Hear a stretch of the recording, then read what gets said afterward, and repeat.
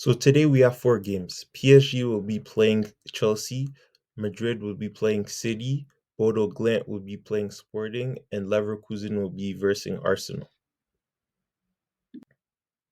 So today Sporting will verse Bodo Glimt, Chelsea would verse PSG, Man City will verse Madrid, Arsenal would verse Leverkusen, and I'll have a little tactical analysis reg- reviewing the games that happened in the first leg, and I'll give a bit of my input.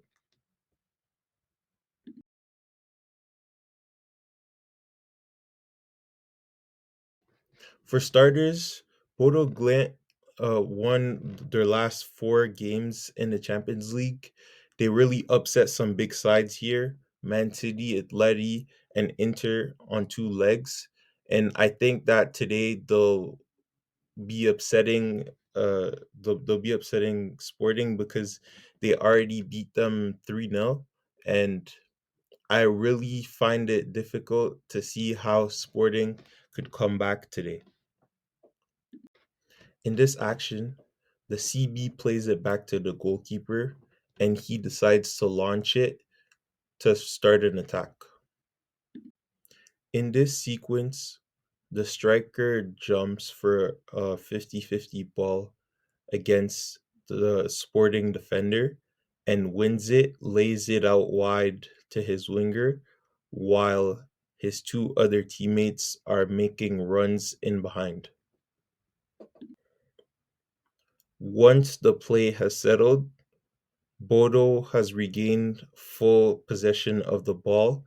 As you can see here, two Sporting defenders aren't facing the play and can't react properly to this attack that Bodo is about to launch. In this next sequence, the Bodo winger drives the ball and finds an opening where he slips in a ball to his other winger who's making a blind side run on the other side of the defender. This ball takes a lot of quality and precision because if he doesn't weigh it properly, the Sporting defenders can easily intercept this pass. Once the striker gains full possession of the ball, he has multiple options. He can lay it to either number 20, 19, 7, or the two others on his right side, and let's see what he decides. The striker dishes the ball to the number 10 at the top of the box. Once he receives the ball, he sees the number 7 making a run and dragging the defender with him, and he also has the opportunity to play it out wide on his right side. But the movement where the number 7 drags his player gives him also another passing lane, which we will view in the next frame. In this next sequence, we could see the two CBs are flat footed and blindsided. There are two players on their back, and there's a new passing lane. The number 10 has four passing options.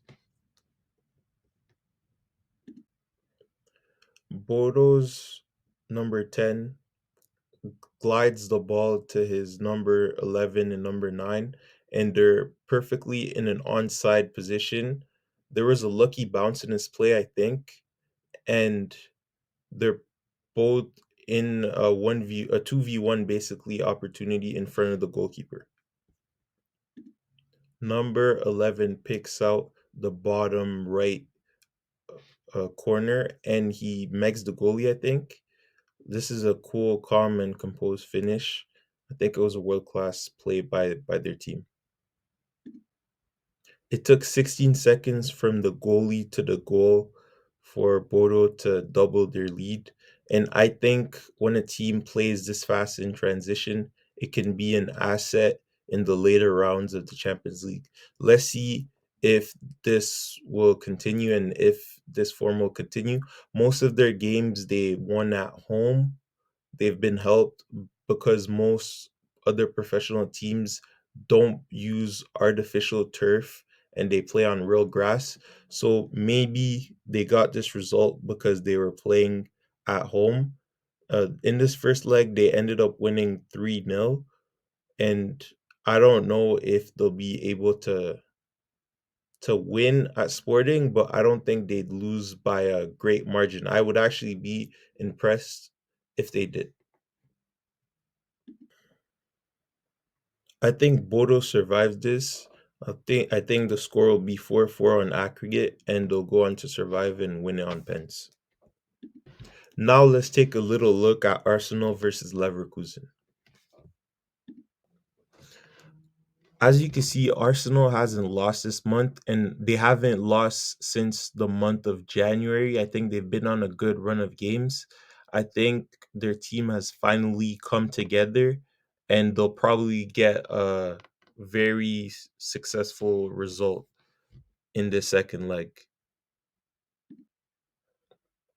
This is a sequence from the first leg at Leverkusen where Arsenal and Leverkusen drew 1-1.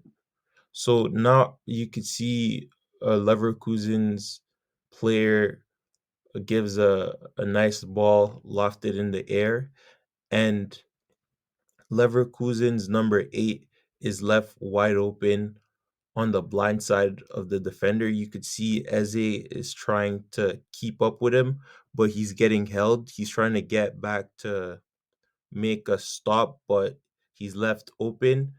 Rhea is not placed in the best way with his footing. It'd be hard for him to make it back to the other side, and you could kind of see he's unbalanced. Another thing that Arsenal did as a mistake, I would say, was to leave the like that goal scoring space, that green space. They left it wide open, and the the Leverkusen team could have taken advantage of this situation. It was a nice ball in the air, and Leverkusen's player attacked it. As you can see, it was quite a jump, but he had all the time to be able to time his header, and the Arsenal defenders and goalkeeper weren't properly positioned. This is usually one of the things that Arsenal do to other teams, but they got caught at their own game. It was a nice finish and a good team goal. All right, in this space, I drew Leverkusen in a low block. And you see Arsenal has the possession. They're trying to get as wide as possible, but also they have three or four players inside of the block to kind of like be some passing options if they're able to cut through and break the block apart so they could have an easier finish. But they struggled to get great opportunities, and they weren't as clinical. And here Madueke just came on. He's about to receive the ball in one of the wide areas. So as a winger, you're told to use your speed and your momentum, and this is exactly what Madueke does. So he controls the ball, and he takes another touch and pushes it into this danger area. In that danger area, he could either cut in or cross, and he executes this perfectly well. So again, Madueke uses his skill, and he decides to cut and uses the defender's momentum against him to blow right past him into the box. In this play, you can see Madueke getting a tackle from behind. Like, honestly, I think the defender got the ball, but you can't really argue. As soon as you go down like that and the forward is kind of ahead of you and you do one of those tackles from behind, it's going to get reviewed by VAR, and chances are it's going to be a penalty. So it was a very immature challenge, And Madueke, as a world class winger, he already knows what to do, and he lets himself go. He goes down and he gains his team a pen. Yeah, as you can see again in this frame, the defender does touch the ball, but it's considered in a way dangerous play, and it gives Arsenal the penalty. I think it's a deserved pen, but let me know what you think about it in the comment section. So now Kai Havertz slots it down the left bottom corner. I think it was a well executed pen. He took it very well, and they should be careful with this Leverkusen goalie if ever they go to pens, because he chose the right side, and I think Havertz should, like, he got pretty lucky there, but it was a very well executed pen, but it looked like if the goalkeeper was almost about to get there. My prediction is that Arsenal survives and they'll win 5-2 on aggregate. Now let's take a look at the new European derby, Man City versus Real Madrid. This fixture has been happening for the last like 5 or 7 years or something like that, and they've played each other almost like every other year, even though they're in different countries. And it's one of the most interesting like fixtures. In this first leg, Valverde scored a hat trick in the first half. Like, it was so amazing. It was incredible. Like, I don't know. It was something very unexpected. No one thought that like a midfielder that was basically playing as a right back was gonna come and then score a hat trick against Man City. It really reminded me of Bale's hat trick against Inter when he was at Tottenham. In this sequence of play, Rudiger plays it back to Courtois and waits for Haaland to press him. Haaland, Doku, and I think that's Semenyo are are outside the Real Madrid box, and Real Madrid are trying to build up an attack. Instead of playing it out the back through the midfield, Courtois decides to boot the ball up. Like, this is a thing because Madrid isn't one of the best teams at building out from the back in this game. If I remember, there was an instance where one of the youngsters tried to build it out the back, and it almost cost Madrid very dearly. But uh Courtois decides to play it long, and it's a thing Madrid has always done because we've been a very athletic team and a very forward-minded and direct uh type of like team like that. That's kind of like Madrid's playing style. They're very direct. So in this sequence, you can see Valverde sees the ball coming down, and it's a very difficult thing to execute while you're running and trying to time and to be slightly ahead of the ball and to control it into an area. You could see the defense, Courtois, by booting the ball up front, he broke a bunch of lines, and City's back line was not aligned. As you can see, like, there's a lot of space between the center back and the fullback, and Valverde understands this and sees an opportunity to go in behind as soon as he gets the contact with the ball. So Valverde uses his momentum and his strength to cut in front of the defender, and he decides to attack the space to get a clear-cut chance in front of goal. As you can see here, Valverde has a couple options. The first option could be to shoot it and to surprise the goalkeeper. The second option is to take him onto his right side because Valverde is a right-footed player, so it's probably best for him to go on his confident foot, on his better foot. He can get an easier finish. Or his third option is to round the goalie up on his left side. But since Valverde is not as comfortable on his left foot, I think that's why he decides to take. I think number two. I think that's the option he takes. So after rounding the goalkeeper on his right side, he has an open net and he finishes. What a goal! In this play, Vinny Jr. just beat two defenders and now has a chance to make a line breaking pass into space to Valverde.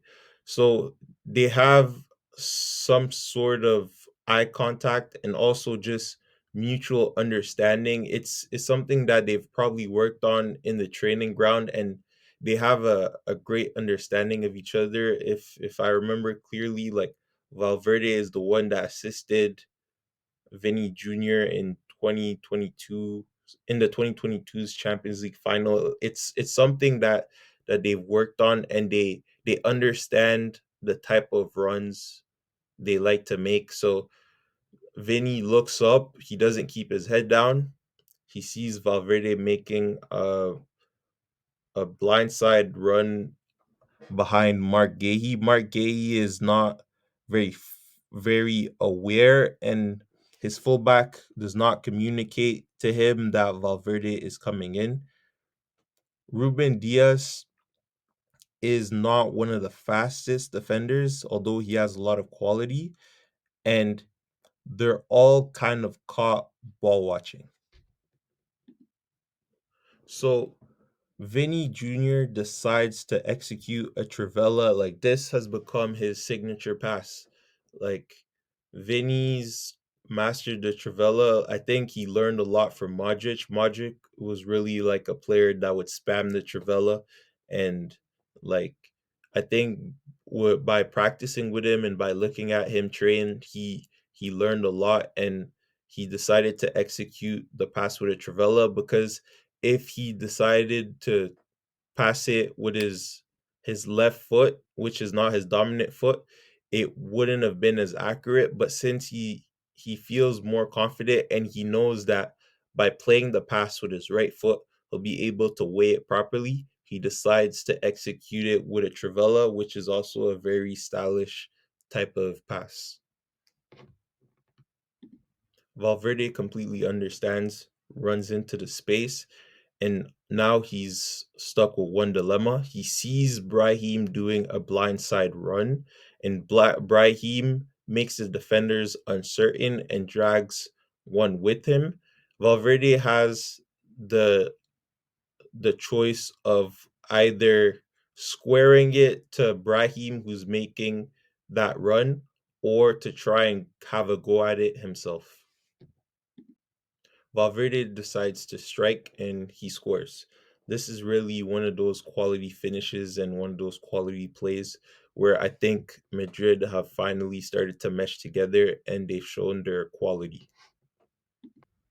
As you can see in the sequence, after Valverde shoots, Brahim continues his run. So even if Donnarumma gets a hand on it, I think Brahim could get onto that ball before any of the City defenders because they all look flat footed, and he'll probably be able to get an easy finish and easy tap in. But as we already know, Valverde scored, and it's what matters. In this sequence, I think it's no, Carreras was in there, so I don't remember who the fullback was, but he has the ball and he sees Vinny is very wide and he's making a run into the space, into the green space, and he knows that Vinny has space. He has a lot of pace and he's able to get in behind the defender, and he decides to weigh the ball properly into that space, and Vinny uses his momentum and acceleration to blow past the City defenders. I think when Vinny blew past Kushinov, there was a little moment where there was a contact and he was more robust and he went in front of him, used his body, his glutes to go right in front of him. In this play, Vinny now has a couple options.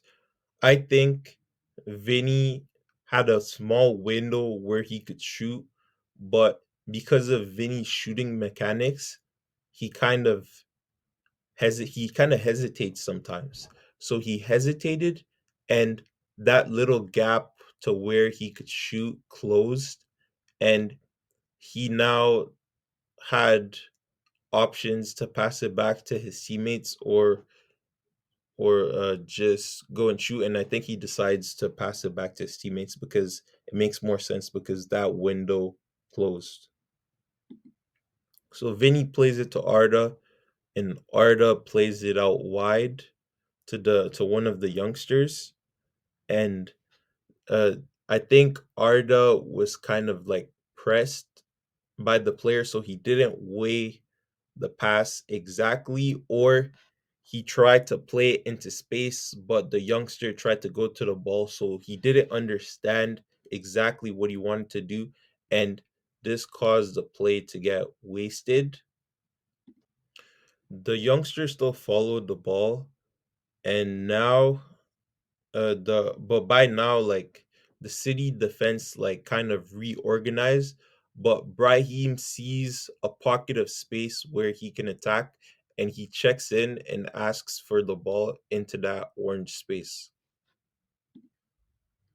Now that Brahim has like got the ball, he drags in four City defenders who are still trying to regroup, and from the side of his eye, he sees Valverde, and Valverde understands that he has to make a, a blindside run because he also takes in the information that Gehi is kind of flat footed and the other defenders aren't paying attention and they're ball watching instead of man marking. So Brahim uses his quality to try to make a pass into that red danger zone, and Valverde attacks the space. So the decision that Brahim decides to take is to use a little chip technique over Ruben Diaz's head, and it really shocks City's defense because I don't think it's a type of pass they were expecting or something that they're used to facing in the Premier League. Valverde gets to the danger area in time, but Mark Gay uses his space to come and try to contest the action. But Valverde uses his touch and he uses Gay's momentum against him because Gay is pretty flat footed and he can't change directions because he wasn't positioned properly. Valverde uses this to do a nasty sombrero on top of Gay's head and then gets the ball back. Before the ball drops, Valverde volleys it into the bottom left corner and goes and celebrates with his friends. Yeah, this is really what Real Madrid does, and this is why they have all this quality. Valverde is finally getting his flowers. Like he's a midfielder. Sometimes people expect him to score goals, but at the end of the day, like his job is to create, defend, and if he can sometimes get a goal in, like he could get a goal in, but that's not really his task. I think this was for me one of those very few rare 10 out of 10 performances because Madrid got a clean sheet. Valverde was there and he was doing a lot of defensive stops, a lot of ball recovery. He was helping Trent in the back. And Valverde also was in the midfield. He was out there creating. He's out there giving instructions to the players. He's being a great presence and positive presence on the pitch. And also, he added with 3 goals, so it's something very positive. I don't think this is the standard for him because he's a midfielder, but at the end of the day, if he keeps on scoring like this, like it's a great thing. But if not, like he's still a world class player, regardless of if he's scoring hat tricks or if he's not because of the position he plays. My prediction is that Real Madrid survives and wins 5-4 on aggregate at the Etihad.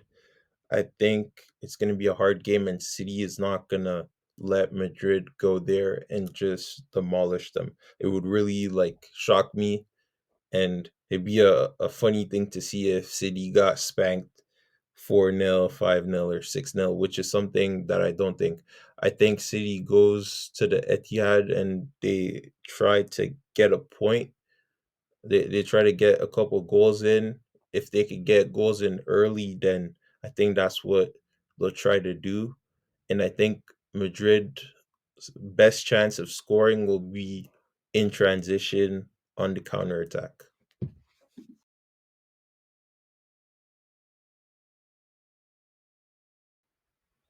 In this play, Dembele gets the ball and crosses it out to the other wing, and then I think Joao Neves lays it to Barcola.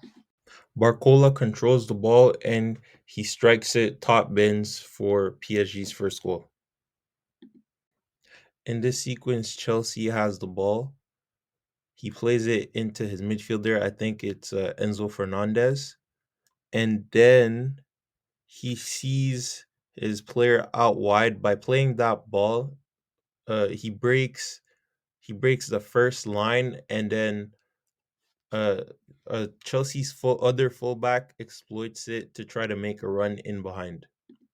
Yeah, as you can see, that first pass broke a line of 4 defenders, and Malo Gusto sees that Barcola is blindsided, and he makes a run, waiting for that pass, and signals to his player to make him a pass.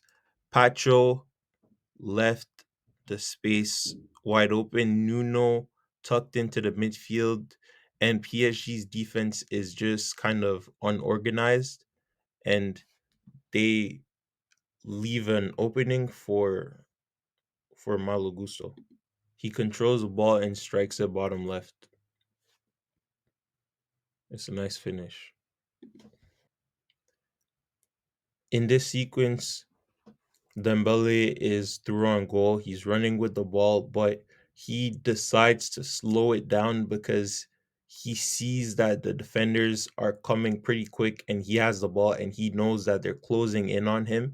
If he decides to go full pace, he might not be able to keep his balance when he shoots. So he's purposefully slowing down so that the defenders catch up to him while still going forward. When the defenders get back, they're unbalanced, and now Dembele has 2 options. He sees that one of his players is making a run into the space in behind the defenders. There's passes he could do to his other players. Either he could split the defenders or he could play it back to him and his other player can drive and would probably be able to score. But after cutting the first time, Dembele decides to do another feint and bring it back onto his right foot, which kind of catches the Chelsea defender. I think it's Reece James. It kind of catches him off guard and he goes back onto his right foot. The defender tries to block the shot, but it's too late. Dembele drives it into the bottom corner and goes to celebrate. This is why Dembele is one of the coldest players in the world. He's a CEO. He's really that guy. Like he really is the guy who he thinks he is. That's why he's the Ballon d'Or and the best player in the world. He scores a brilliant solo goal, and I think PSG will go pretty far in this Champions League, probably semifinals or even go for a back to back. My prediction is that PSG wins, beats Chelsea 8-4 on aggregate.